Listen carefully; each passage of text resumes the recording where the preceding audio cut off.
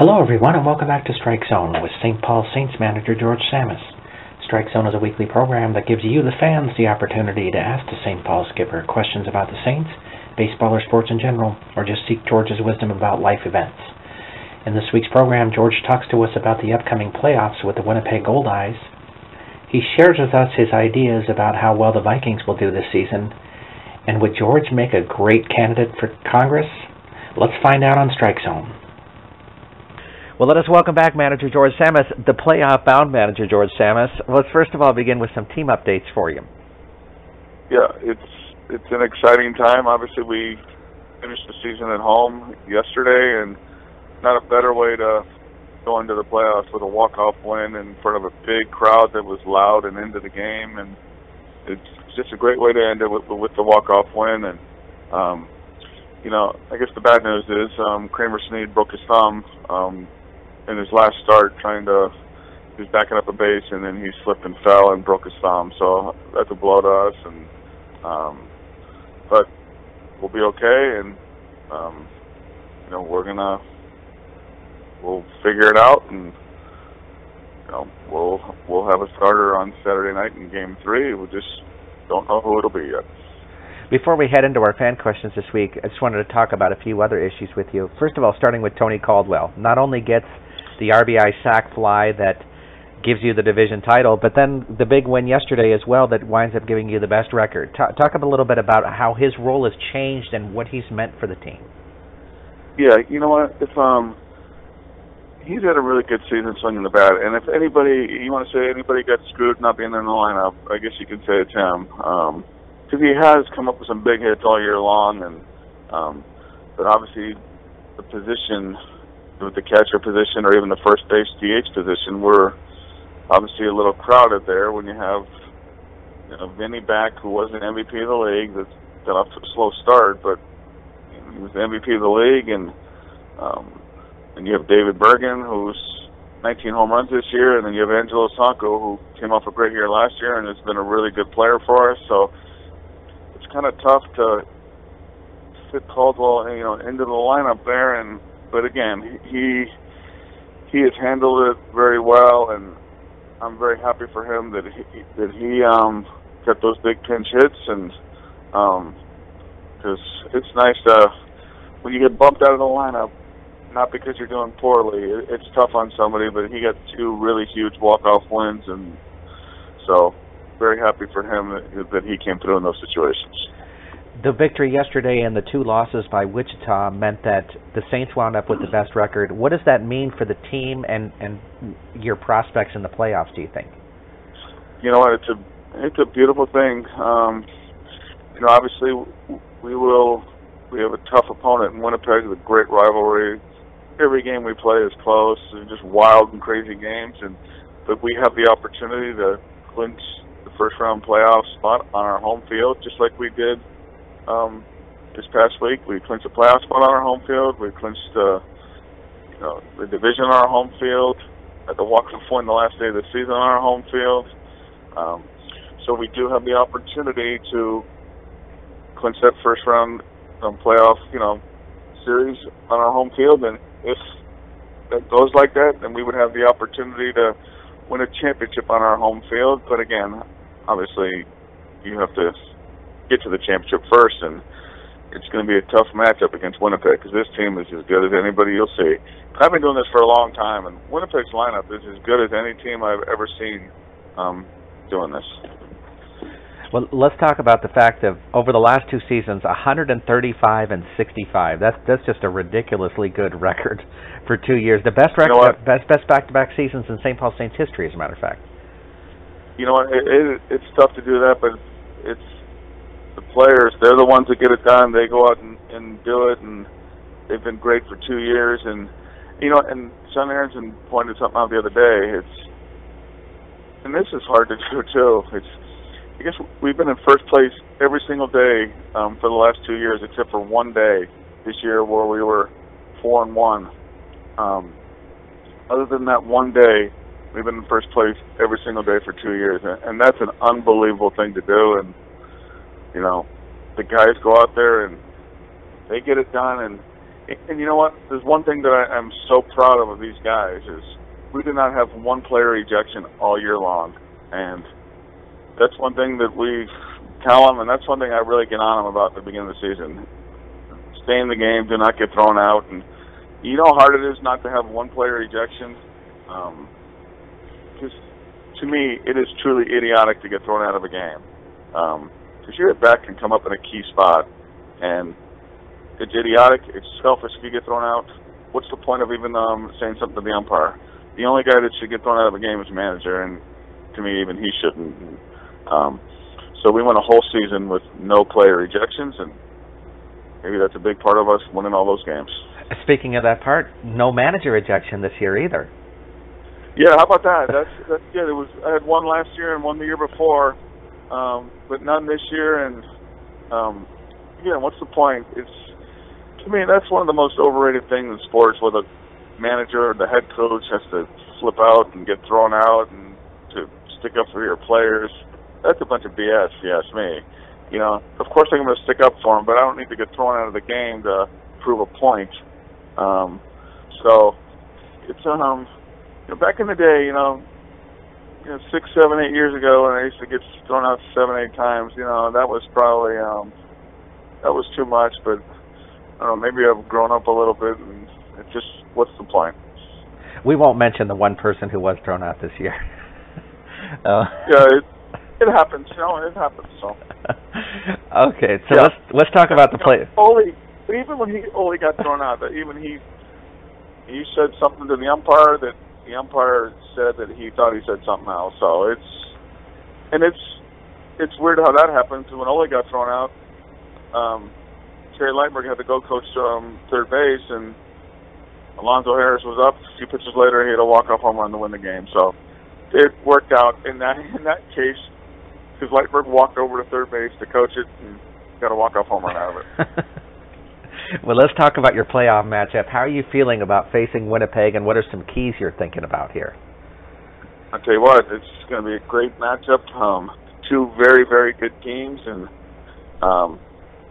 we played a bunch this year, and the season series, I don't remember exactly what it was. I think they've got us on one game, and there's some crazy games with them. It's wild games, and again, the lineup's good. They have some good starting pitchers. They have a good bullpen.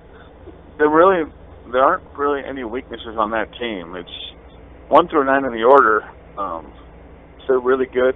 And even 8 and 9, who maybe they're hitting 250, 260, they've come up with some big hits against us. So there are no outs in that lineup, and you better make pitches against them.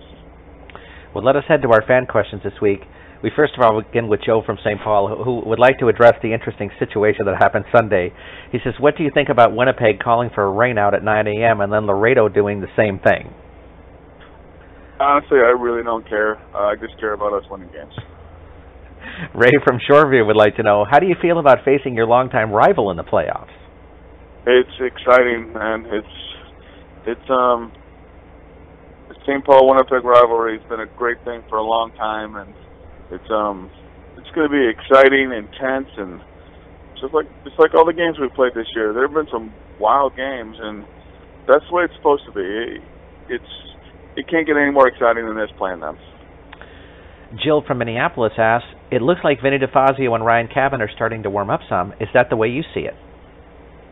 Yeah, they are. They've come around a little bit lately, and obviously Vinny, he was on the Phantom DL most of the season in AA, AAA with the Dodgers, so he only had like 60 at-bats and hadn't played in a while, so it's good that, that hopefully he's snapped out of it a little bit and can swing it the way he's done in the past. And Ryan Cavan, too, he was sitting at home all season long and, hadn't seen pitching in nearly a year, so he's a good, he's a perfect number 2 hitter, man. He takes pitches, he'll hit the ball where it's pitched and get runners over, and so hopefully both guys can return to where they were last season.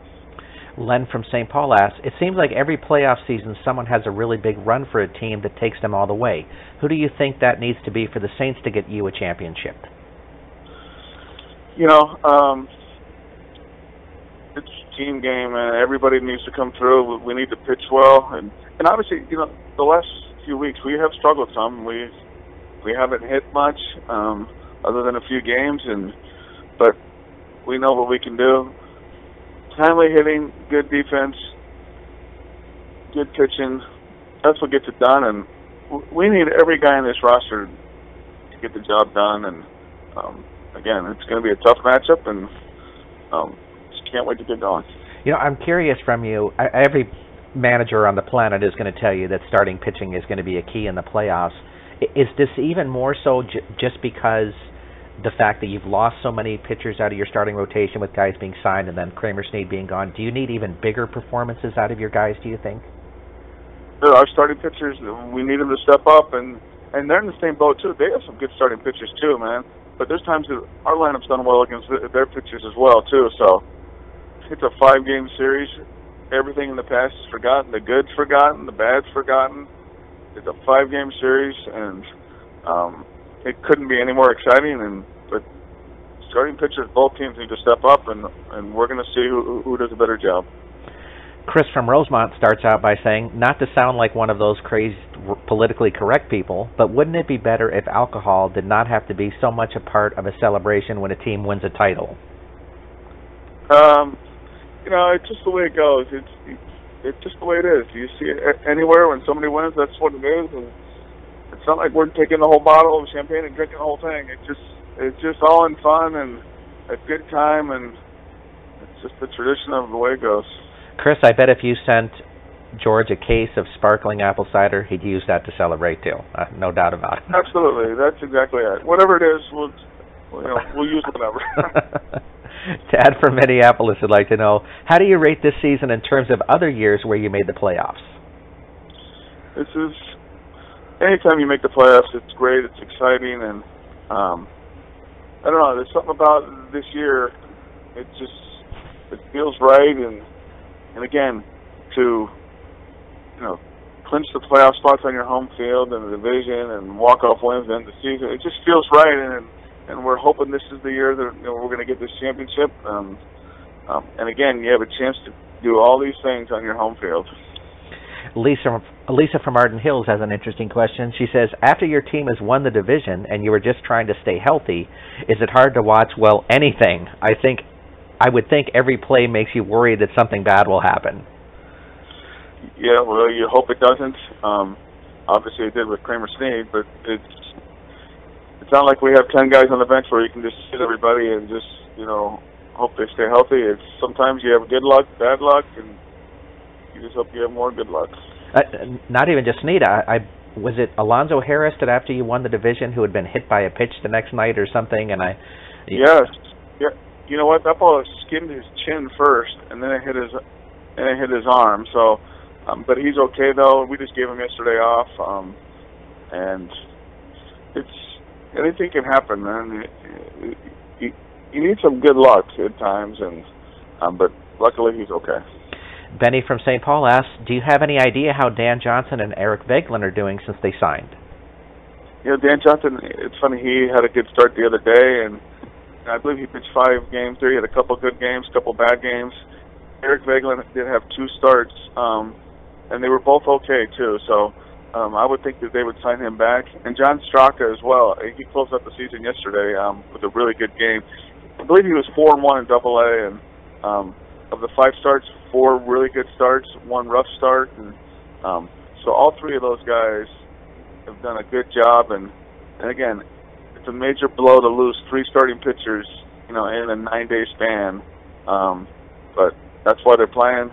They finished the season strong, and expect all 3 of them to be back with Major League clubs again next year. Andy from Apple Valley would like to know if Bill Murray will be at the playoffs. I don't know that. I hope so. You just never know. Sometimes you're just standing there in the dugout and you look over and there he is sitting there. So he just pops in, and it'd be great if he can be there, but I really don't know. Will from Minneapolis turns to the NFL for us and says, do you think the Vikings are sunk now? Absolutely not. They have a great coach, great defense, great running back. And you know what, the Sam Bradford thing, I know he had a rough year, but who knows?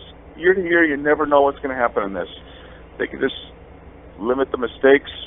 They'll be right there at the end. And I know People are complaining they gave up a first rounder, blah blah.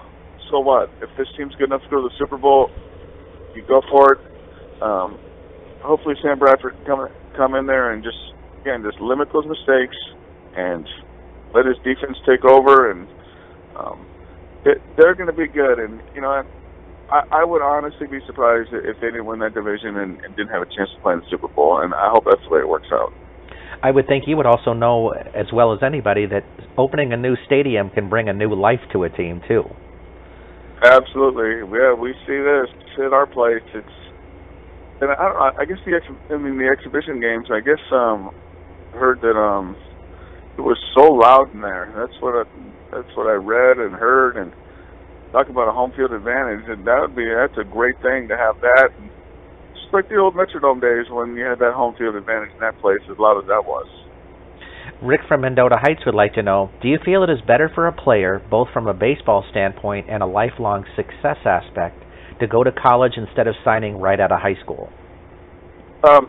No, I don't. It depends what round you were drafted in. If you're a high round draft choice, and obviously you get a good bonus, a lot of those times when that happens, you get your college paid for. It just depends what round you were drafted in, and you can always go to college.